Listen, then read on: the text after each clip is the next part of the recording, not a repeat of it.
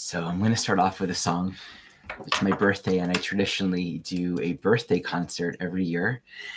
And I decided that I'll take this opportunity to share my December overview and share a couple songs and prayers in the process. So,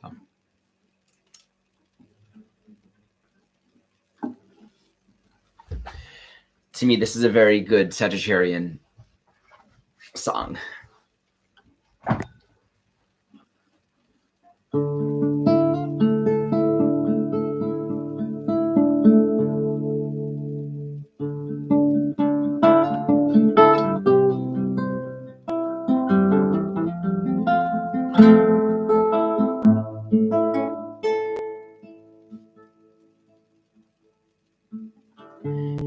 Many paths through the forest,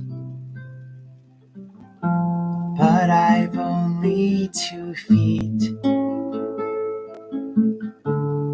and the earth that I walk on is the path that I live.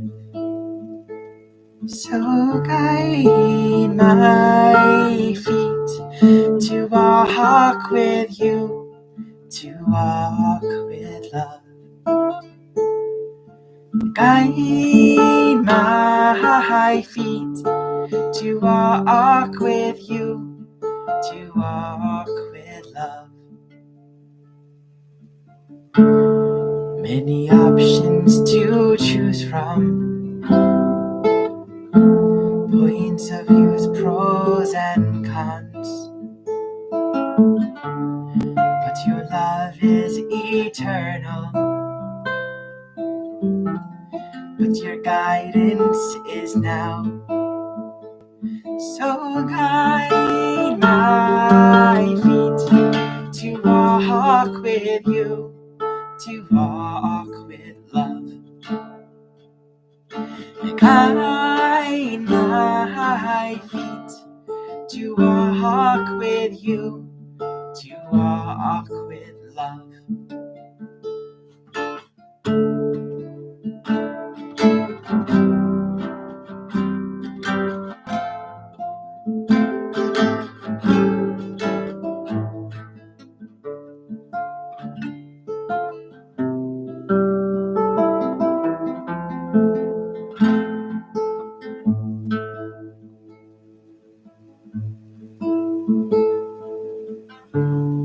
Always something to worry, seeking answers in the mind, run around in a hurry, leave this moment behind. Oh, I notice the answers in the center of my heart, hidden in this moment. And now as we start, so guide my feet to walk with you, to walk with love. Guide my feet to walk with you, to walk with love. Guide my feet to walk with you, to walk with love. Guide my feet to walk with you, to walk with love.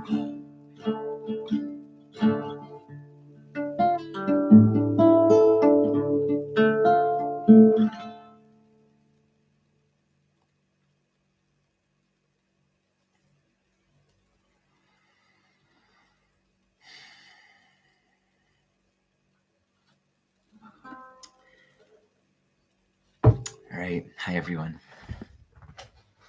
So we're in Sagittarius season,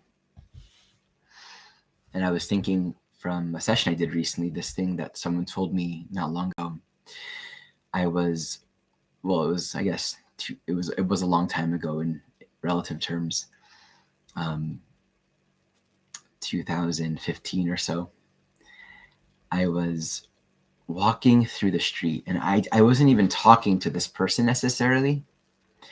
And for some reason, she said to me, it's really easy to get where you're going if you know where you're trying to get.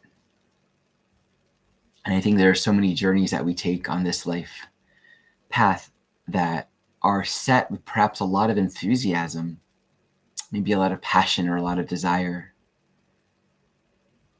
often a lot of conviction. But sometimes, and maybe more often than we are willing to admit, not necessarily with a lot of honesty, not necessarily with the clarity of intent, right? The ability for us all to be able to answer the question, where am I going? Where do I want to get? What's my intention? What's my goal? You know, we have that arrow of Sagittarius. Many of us have heard sort of in a more traditional astrological explanation, just the idea of the Sagittarian arrow, where it can be like a hit or miss sort of situation, you know? I've always experienced that as I can say something, let's say I'm in a session or I'm teaching, and my words might work. My words might actually land, or I could be completely missing the mark. And the antidote to that, shooting of the arrow and not really knowing where it's going to go, is really not just pulling your arm back and releasing the arrow without any kind of agency or purpose or intention. And so we can be living our life, whether it's a relationship, a spiritual practice, a class we're taking, a pilgrimage that we're taking, without really knowing, even just like a little bit of a subtle, I hope I get something out of this, right? And I think a part of the learning is there's a difference between intuitive guidance, where we actually have an intuitive sense of there's purpose here. And I'm going to show up and be completely empty and receptive and trusting. And in that space, there's a lot of spaciousness. There isn't any kind of seeking quality. So we don't really need to find anything. We're not expecting something flashy to happen or some kind of experience. The difference between that and hoping we're going to have a kind of experience. I was invited to a class that this teacher is teaching local to where I am right now. And the topic felt really interesting to me. It had a lot to do with long, in part, this practice around healing long distance. And it's something I've experienced a lot of, and I've had a lot of personal insights and direct experience with just how healing doesn't require proximity. Like real healing doesn't depend upon physical interaction in time and space. We don't even need to be on Zoom, right? Like the unity of quote unquote practitioner and client, if we want to use those terms, doesn't require physical proximity or even any kind of defined time relationship. And in my own experience, there is a deep curiosity and devotion to understand what healing is, to learn more about, to use a different term, where the miracle comes from, how I can be working on myself from where I am and share a gift of healing with you wherever you are. I think there's a higher intelligence that as a humanity, we're just remembering about the unity of our minds and how non-contingent upon physical proximity and locality it is. So I was very interested in this workshop because of the topic. And naturally, I wanted to just check out this teacher and see if I resonated with their teachings. And I spent a lot of time trying to convince myself that this was the class for me. A lot of time listening to her talk, researching her website, checking out articles. And I kept on wanting to have that feeling of guidance and direction. Like, I got this email about this event and I'm meant to go and this is going to help me. And this is like the next level of my own spiritual journey to really deepen in this knowledge of non-local healing. And after just spending some time with it, I really came to the conclusion, and I did an I Ching reading. This is something I do sometimes when I'm just seeking some guidance. And I can even identify sometimes there's a little bit of shame or self-judgment or embarrassment in doing that, and much less admitting it. Right? Like, shouldn't I be able to listen deep enough, right? And be able to identify, is there a clear guidance or not? And there's a healthy way to turn towards Oracle as a way to sort of help us with the inner reality. Lao Tzu once told me in a dream that the I Ching is wiser than you and it's inside of you. I think that's the teaching of the guru principle. I mean, that wisdom of truth that we're all learning to listen. It's inside of us, but it's wiser than us. There's something beautiful about that, because I think on the spiritual path, it's easy to fluctuate between these extremes. I can feel emotion when I just access that, between these extremes of thinking we know what we don't know. Like we're walking through the forest and we have no clue even where's the path. And we can make up all kinds of things for ourselves and become very certain of ourselves. And then that can easily tip into a whoopsie. I don't know what I'm talking about, or that was a little bit too much. It humbles us to become students again. It humbles us to recognize we didn't make up the truth. We didn't make up natural law. We're just doing our best to be, to live in alignment with it and to do our work, right? And to offer ourselves in a way where we're an emissary of that. And if we're doing that, it's authentic, it's sincere, it's honest. We're not trying to. So we go from that extreme where it can be very inflated, overly certain of ourselves, to this other extreme of, I'm lost, I don't know anything. And in the Sagittarius archetype, that can be incredibly exaggerated. And we have these two archetypes in here expressed. The very flashy, self-certain, and maybe convincing archetype of someone that knows the answer. This could be the salesperson or the spiritual teacher or any teacher. It could be very hard as a student, even interfacing with that archetype, to discern the difference between that certainty of self and truth, right? That real sincerity of direct knowledge.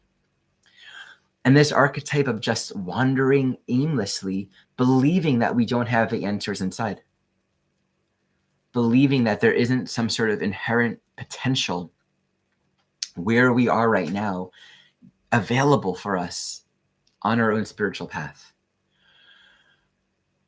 The dance between the two, I think, is learning about healthiness, learning how to be healthy, learning how to be humble, learning how to be honest and sincere. So I did this I Ching reading, and it was very helpful. The hexagram, and I just asked for open guidance about what would this workshop be for me. And I got hexagram 29. 29? 29, yeah, nourishment. Yeah, is that 29? Someone can look up for me. I think 29 is nourishment. For some reason, I'm forgetting. And no changing lines. And when you do an I Ching reading, you can have, it's basically 64 hexagrams.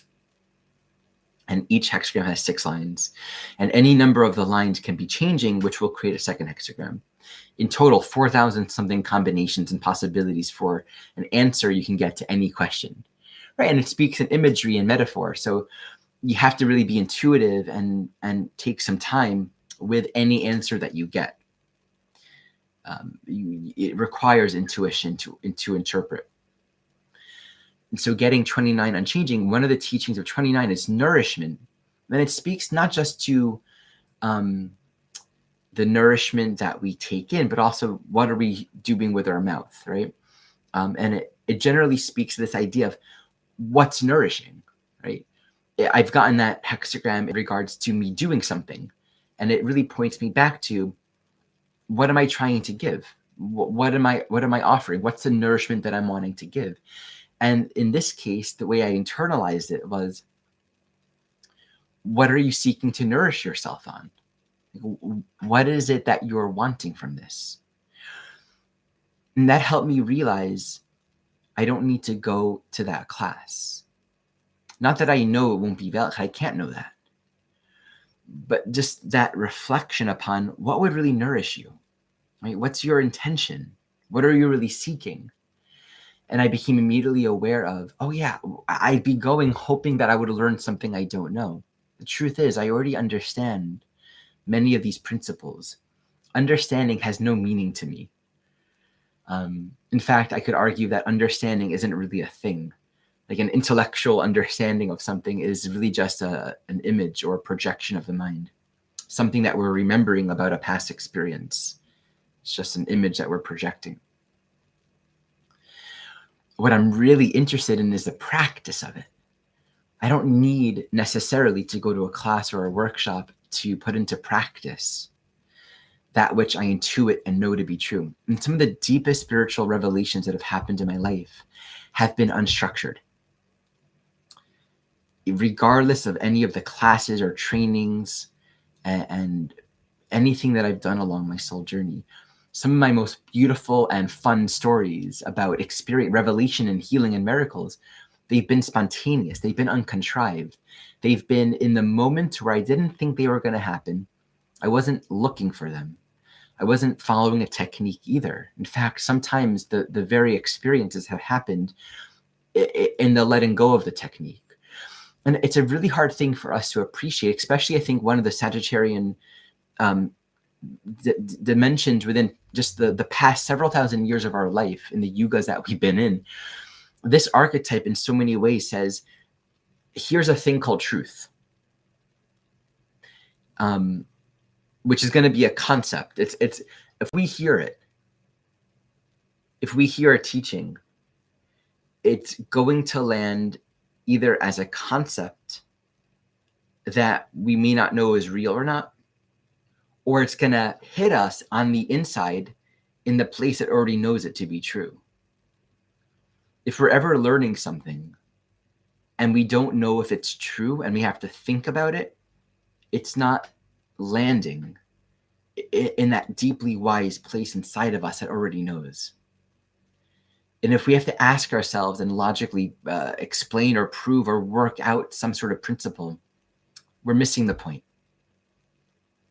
If we need to spend a lot of time with a question, a decision in life, and logically work it out, we're missing the point. The very nature of looking for truth, looking for insight, looking for guidance in life. I think we've learned that like the deeper teachings are these like very profoundly ingraspable things that we're not evolved enough to understand yet. And so we alienate ourselves from our birthright, from our inherent capacity and potential to know the truth. It's because we compare ourselves to either a past experience or something we read or something we got from someone else. And I want to tell you, one of the worst things we can ever do to ourselves on the spiritual path, and this, just so you know what I mean by a spiritual path, the spiritual path that I'm talking about is like life. Whether or not we frame it in our minds as a spiritual path, life, okay? One of the most damaging things we can ever do to ourselves is compare ourselves to another person. And I mean that with all of my heart. The temptation and the ease and how easy it is to do that is greater than we realize, I think. Be it a teacher that's had some sort of deeper spiritual realization, and then we're kind of holding ourselves relative to them. Because what happens in that case, we don't allow that teacher to be wrong. We don't allow them to be limited in their own realization. We don't allow them to have shadow. We don't allow the space for them to still be figuring it out. And the truth is, and this is really what's most important, the contours and the ebb and the flow, the rhythm of our own realization is very individuated. And it's actually really, really hard to try to make our path match someone else's. It's kind of like a book. For example, A Course in Miracles, which is a big part of my own practice, and I keep on coming back to it as a guide for me.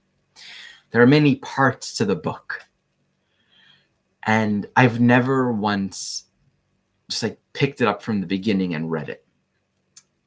I've been drawn at different times to different sections that logically might seem out of order. Like one of the first areas that I was drawn to was the manual for teachers before I even really got into the text. I've probably spent more time with some of the latter sections than the earlier sections. And there's no judgment around that. There's no right or wrong about that. Because the curriculum of awakening isn't some kind of linear path, like you have 9th grade, 10th grade, 11th grade. It's what's alive right now. And really it comes back down to, relative to the individuality of our own soul nature, what are we available to receive? How can truth become most available for us right now? And that could happen with a carnivore diet and celibacy, or some sort of very non-traditional relationship structure and only eating carrot juice. Very disciplined meditation, lots of yoga, a phase of working out a lot, following a particular teaching, a time where you stop teaching, a time where you close your business, a time where you say, I'm going to really put myself out there and share more of my teachings. The diets, the relationships, the practices, the meditations, the philosophies, there's something transcendent and deeply healing in recognizing none of them are the answer. And it's really important to get that, because if any of these things were the right way for you and for always you and for maybe other people too, like inherently so, if anything of this world was the right way, it would accidentally say that's where God is. But really, God is not any of these things. Like the truth, love, what we're looking for is the very thing that isn't the path. It's the very thing that isn't the practice. It's the very thing that isn't the diet. Like everything that we engage and do and practice and explore in this life, everything that we try on, every journey that we take, what we're looking for is the emptiness that the experience makes available to us. Like that teaching in the Tao Te Ching, it's the emptiness of the pot that makes the pot useful. And the trap of the materialism of thinking the way or the path, or it's such this intimate learning that only each one of us can really take responsibility to know and understand personally. That's why comparison is so unhelpful and damaging. Because the path that a person walks at that time might be right for them. And the unique flavor of their realizations and what they're exploring might be right for them too. We have to be, and I've shared this teaching before, it's one of the best things that anyone's ever said to me. I attended a ceremony with this man that was channeling and, really speaking to each person, connecting with their guides. And he was just so on point. Like he was just so on with his energy. I was really inspired by him. And I asked him, what's your spiritual practice? And he said, my practice is my practice. Your practice is your practice. Okay. That was so helpful. I'm so grateful eternally to that man. That was, I think, the only one of 2 interactions I ever had with him. And I know very little about him, but I bow to him as one of the most impactful spiritual teachers on my journey. Because he exemplified to me 2 things. One, a disciplined person, someone that's committed to their journey. I can see that. I can see that because I can feel his energy and how he holds himself. He's done work to be where he is now. And So he reflects the inspiration towards discipline. And he was unwilling to take my power away. He was unwilling to say, this is what you should do to be more like me or to reach your potential. I've had the opposite experience where some teachers that I've really learned a lot from in more intimate, long-term ways have given me advice that I, at the time, didn't need to get. And of course, I did need to get it because I got it. And that was what I needed. But it was more so that a part of my learning experience wasn't following their advice, but was what happened for me in the very clear advice that they gave me. Do this thing, follow this path, take these actions, be it a relationship advice or a meditation advice. In some cases, what I've been told ended up being true, meaning it ended up being something that I came to upon my own personal realization and exploration. But the certainty with which I was told this is the path took me away from the importance of me figuring it out myself. And so there's so much importance on this journey, whether we're in the teacher position or the student position, of really remembering to honor and respect every individual sovereignty and the holiness and profundity within ourselves to actually come into our own realizations. And never to take that away from ourselves or from another person. Even if we're following a teacher, we have to remember that the teacher is inside.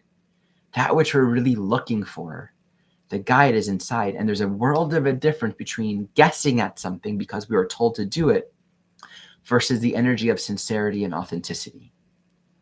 So a big part of what I want to speak about here is, and I'm going to look at the transits right now. I'm actually going to, I know I was told that the non-screen sharing is helpful, but I want to try to, here we go. I want to try to just working with my streaming software, and I think it's fun to play with it. Okay. So I think you can see, yeah, you can see it now. Oh, that's so great. So happy to hear that. Here's the chart. And actually, I want to, there we go, animate the chart here. It should be animated now. Yeah. So let's go to today. Let's see if that worked. Well, that didn't work. Okay. Got more to learn here.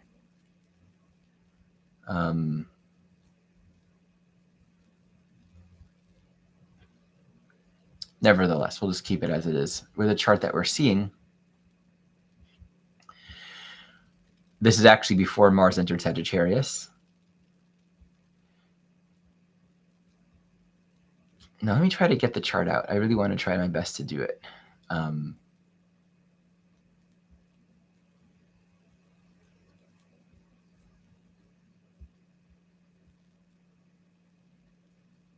Oh, it's backwards too. Oh, that's hilarious.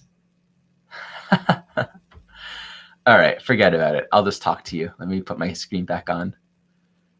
More to learn with these technologies. Let's let it go. Okay. So we always learn that Mars is a leading edge of our evolutionary growth.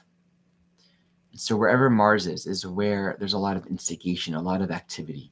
Okay. Every 2 years, Mars will be in Sagittarius. And there are a couple reasons why this is pretty significant this time around.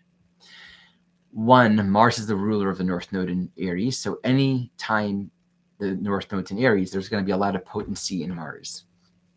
So that's going to speak to where are we accessing the present moment evolutionary growth, meaning North Node in Aries. This is where we're all growing right now. With the North Node in Aries, the emphasis naturally is the emphasis is a further individuation, right? Like the Aries element speaks to how can we claim our personal soul leadership, our path that we are to walk. It's bringing up a lot of that tension within the Libra Aries polarity, right? How we want to be in harmony and balance with others, but that need within Aries to really claim our own individual path and not become addicted or stuck to affinity alone. Seeing Mars in Sagittarius, it's moving into a trine, first with Chiron, then with the North Node. So that dimension of Mars in Sagittarius says this time period is very much about claiming and strengthening your own leadership in your intuition. The emphasis is you don't have to explain yourself. You don't have to, others don't have to understand you. The benefit of that trine is it might be easy to have that insight and that recognition of what the path is and where you are to go. The challenge is, and this is also the sextile with Libra, we might feel that we need to become defensive. I'm going to, put my foot down and say, this is my path. I'm going this way. And where we feel we need to be almost self-righteous about our path and prove ourselves or explain ourselves or, have some kind of arrogance about it is where we're not actually following our path. We're defending and protecting ourselves from it. Like the calling of our soul path is going to come with peace, equanimity, a sense of freedom and expansion. And we will never feel like we're leaving anyone or anything behind. Right? The freedom of the path is saying, here's what's in front of us. We're moving forward. And all that we sense is the open field of possibilities and the emptiness of expansion, the promise of expansion, knowing that there's something really healing yet to emerge on this soul path. It does require some element of courage, the willingness to do it. Sagittarius by itself is completely undisciplined. And the semi-sextile between Sagittarius and Capricorn speaks to that. There's the impulse towards realization and expansion and open up greater potential and the understanding, if I don't do it, if I don't make this step, if I don't make this phone call or teach this class or try this thing, I'm not going to get there. But that semi-sextile 30 degrees with Capricorn is this focusing energy that says, okay, great. And you need some consistency too. Like once you realize where that path is, you need to commit yourself to follow through with it every day. And the challenge is, how do we create that consistency without controlling ourselves and compressing ourselves to such an extent that we're no longer authentic? That's the teaching here. Learning how to remain authentic while becoming more disciplined. The way to do that, I find, is by continually reconnecting with our intention. Coming back to where I began, it's very easy to get where you're going if you know where you're trying to get. Reconnecting with that energy of sincerity and the sincerity and the freshness and the authenticity every day of what is it I want? What is it I want most? And there are ebbs and flows. For me, this week's has been hard. It's just been one of the hardest weeks in a long time.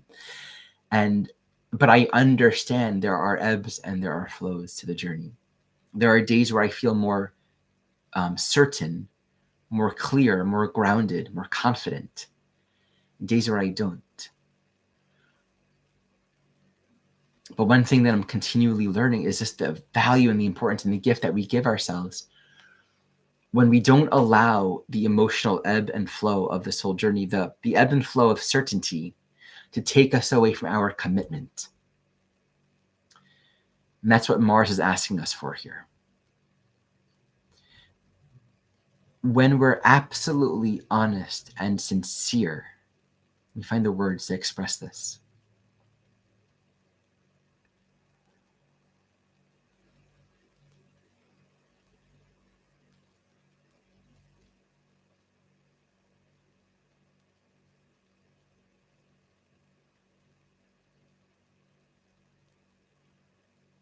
When we're not trying to make something that isn't. We're not trying to make ourselves somewhere that we're not.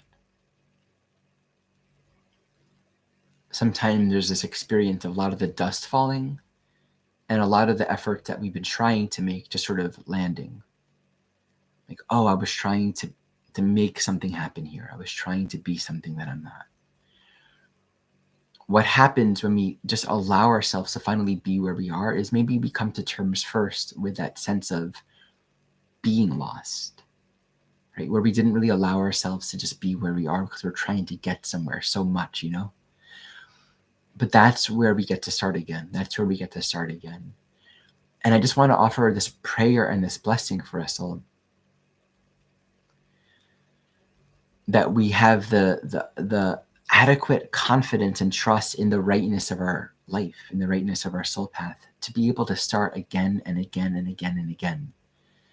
To be able to just be humbled enough to realize, oh wow, I walked on this path, I got in the car, I drove for 4 hours until I realized I have no clue where the hell I'm going.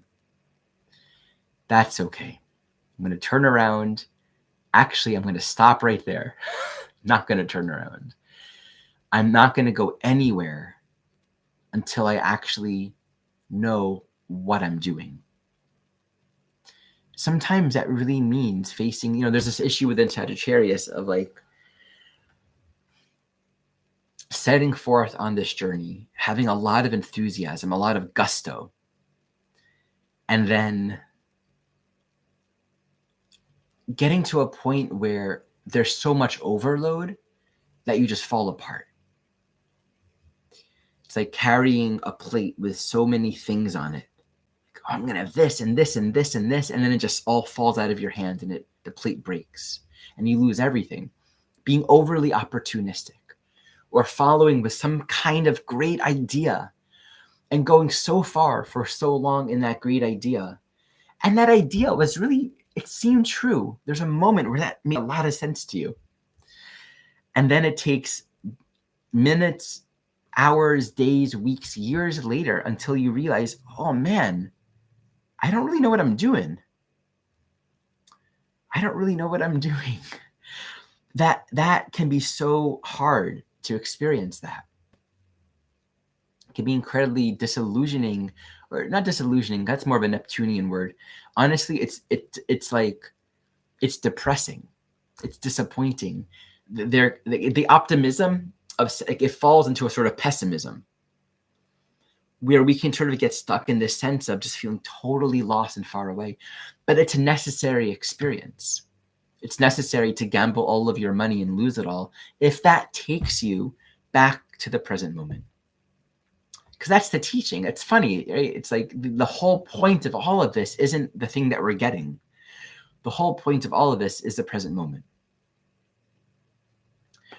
As much noise that we've made, as much effort that we've put into trying to get somewhere and be something, as much as we've tried, the whole teaching, the whole destination, where everything's happening, what we're really trying to learn is about right here, right now. Had this thought recently that I think singing, I'm going to sing another song, in a way is kind of like teaching, but it requires less explanation.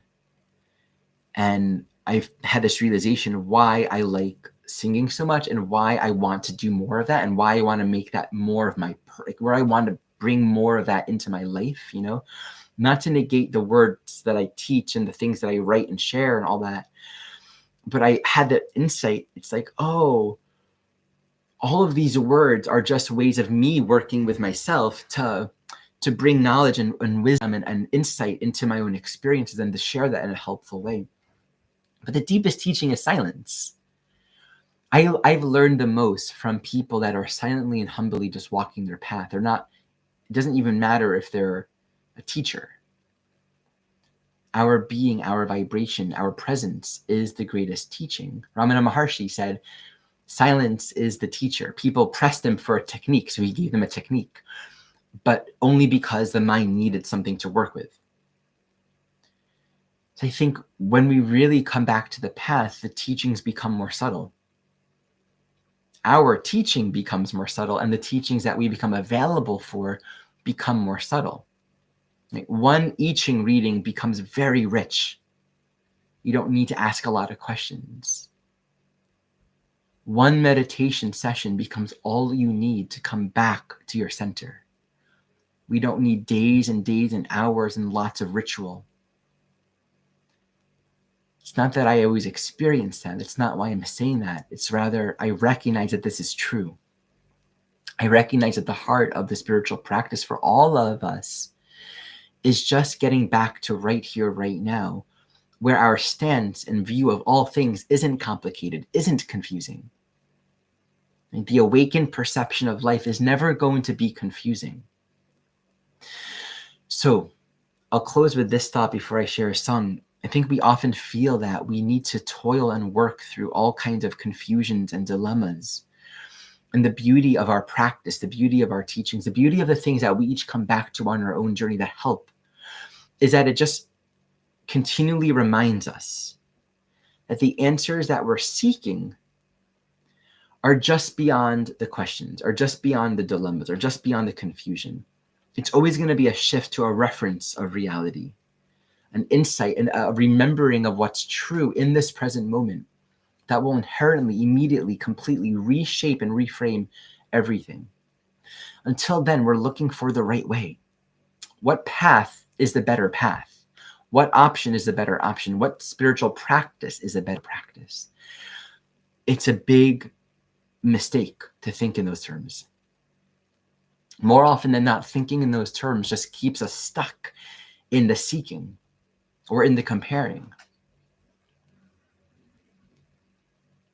The opposite of thinking in those terms is having the sincere desire to know what's true right now, right? That doesn't answer the question, what do I eat? What do I do with this person? And how do I meditate? It doesn't answer that question. And it shouldn't. Because none of these things should be a part of the answer inherently or implicitly. Right? The real question is what's true right now? And even that question is just one angle at that unspeakable question. These are just words that are being spoken to express the thing that we're really looking for. So often we're just seeking the answer to the question and the problem that we believe exists. But there's a more fundamental return to what is fundamentally and already true about ourselves, about everyone, about now. Keeping the devotion, that which we want to know, that which we're seeking at the heart. Shiviti Adonai lenegdi tamid is this statement, I put God before me always. Or Jesus said, seek the kingdom of heaven first and all else shall be given to you. We have this tendency to say, okay, I'll put God first, but I don't know how that's going to solve my problem. All right, I'll seek the kingdom of heaven first, but can you please answer this question or resolve this tension with this person or tell me how I should practice?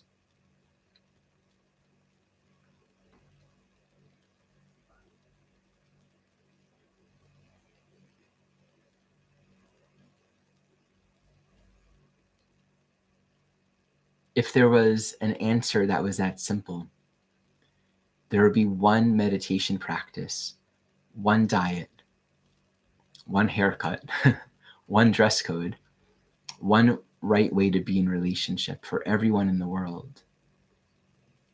And further, it wouldn't be possible to have a spiritual realization in any other way but that one way.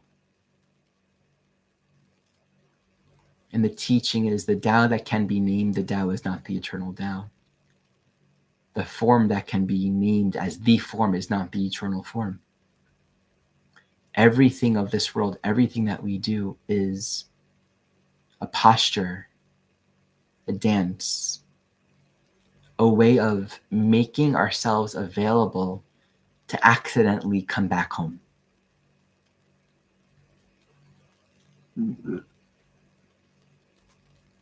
As far as we stray, as confused as we get, as doubtful or as falsely certain as we might become, we're always just dancing around, sometimes not dancing, sometimes defending and protecting and turning away, but then slightly coming back to right here. And with that, here's another song to share with you.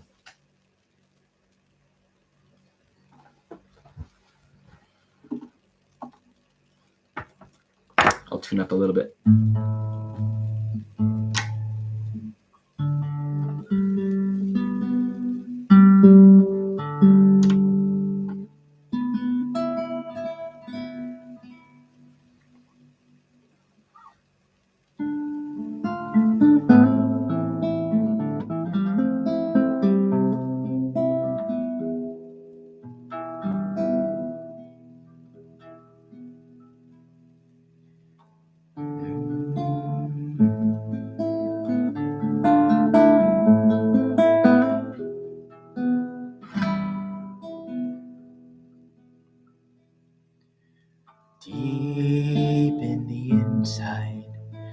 Deep in the inside, I am quiet.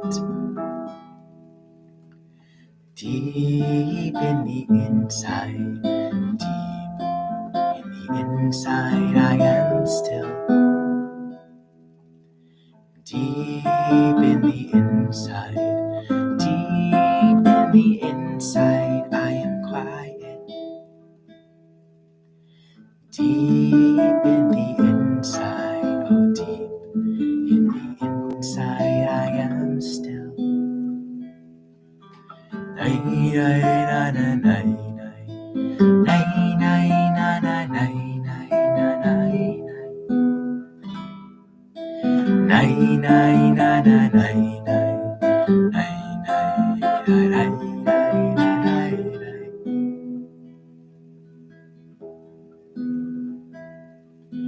Deep in the inside, I am quiet. Deep in the inside, oh deep in the inside, I am still. Deep in the inside, I am quiet. Deep in the inside, oh deep in the inside, I am still. Nay, nay, na, na, nay, nay. Nay, nay, na, na, nay, nay, na, nay, nay. Nay, na, na, na, nay, nay, na, nay, nay. Nay, nay, na, na, nay. Nay, na, na, na, nay, nay. Nay, nay, na, na, nay, nay, na, nay, nay. Nay, nay, nay, nay, nay, nay, na, na, nay, nay. Nay, nay, na, nay.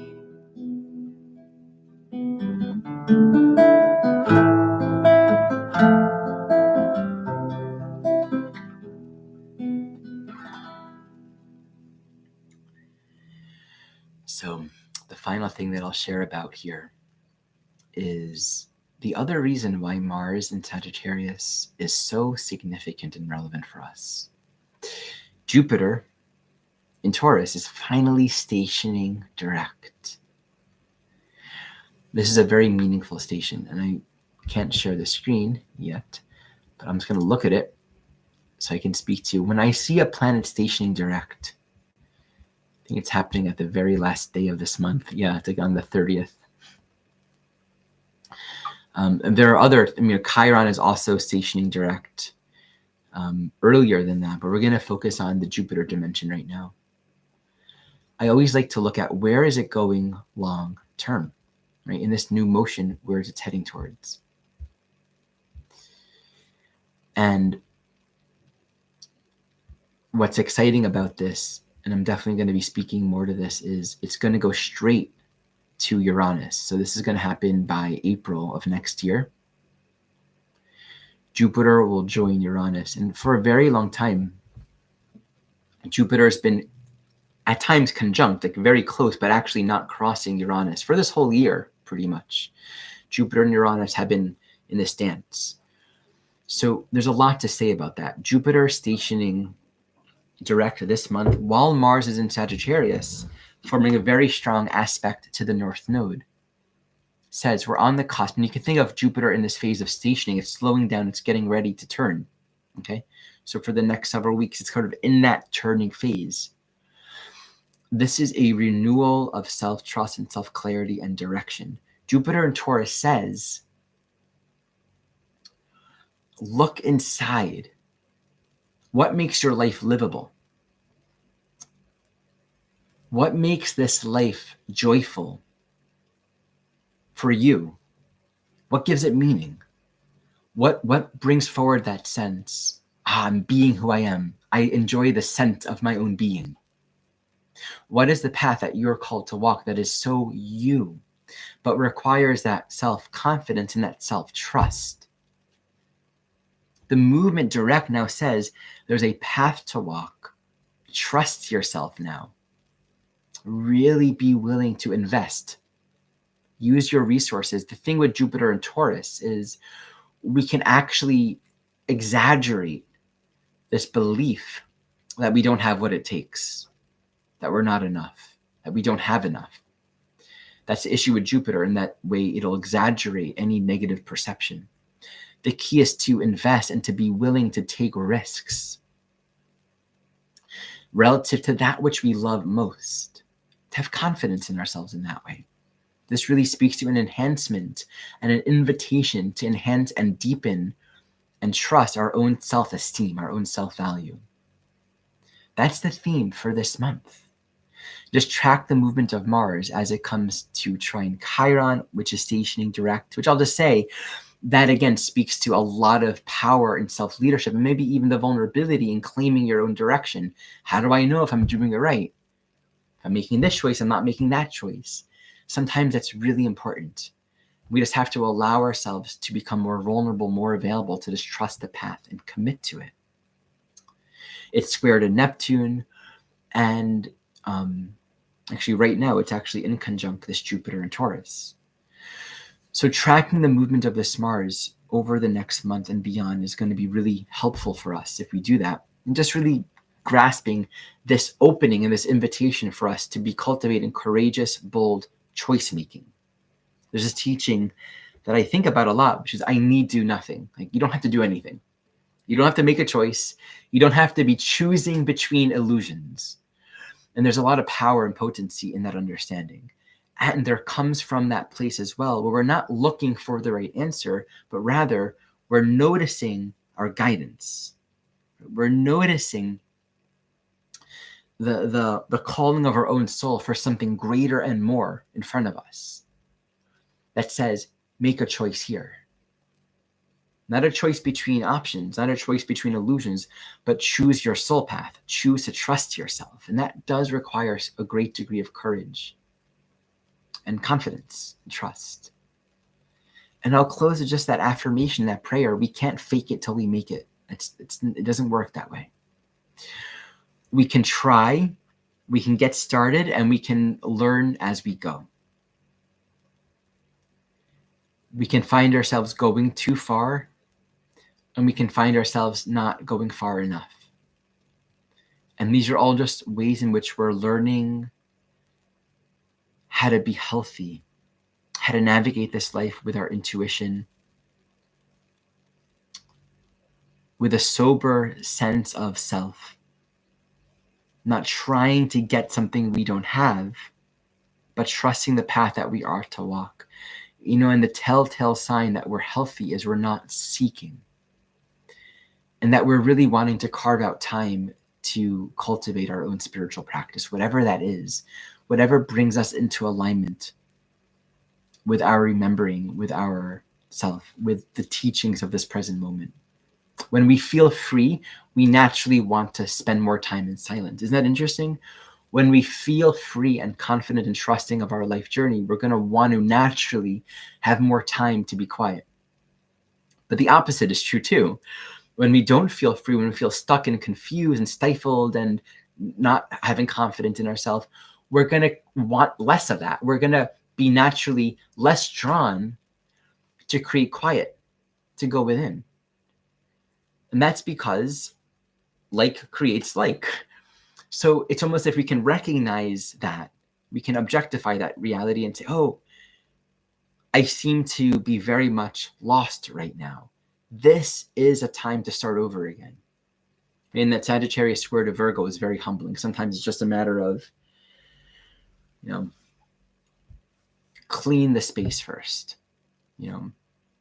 take care of the chores, tidy up a little bit, take a shower, restring your guitar, just like do the little tasks in front of you. I always find that to be true. When I find myself kind of feeling further away, there's usually a very accessible starting point, which is start with the most accessible thing that just needs your attention. And that's just often like a way of bringing us back in. It's like if my kids don't want to eat, I'm not going to force them to eat. I might just invite them to sit on my lap and be with me for a moment, right? And offer it to them, right? Like there's an accessible, safe starting point for the ego structure where we're not pushing ourselves, we're courting the possibility, right, of greater experience, recording the possibility of greater stillness. I think we can think of this spiritual journey as almost like this romantic courting between who we are and silence. Right? We're wanting silence to come to us, and we're working with our own self-image and our own story to make ourselves more available to silence. And it's as much as we come into it as it comes into us. I really find that to be true. It's always about this intimate relationship. It's always a relationship. Okay. So I'll close it there. And, I always want to create the space for any kind of questions. If there's any astrological questions on the transits, anything that you would like me to address, please be welcome to ask and I will respond to it. I'm just looking through right now to see if there's any of that. And thank you all for joining me. And I feel that just the opportunity to get here and share and to sing is so meaningful to me, and to have this practice of showing up in this way, it crystallizes my own learning, and is one of the as I do it, it teaches me a lot, and it means a lot to me. And I think on my own soul path, I'm constantly navigating this place of I have nothing to share. I have nothing to share. I have nothing. I don't know anything.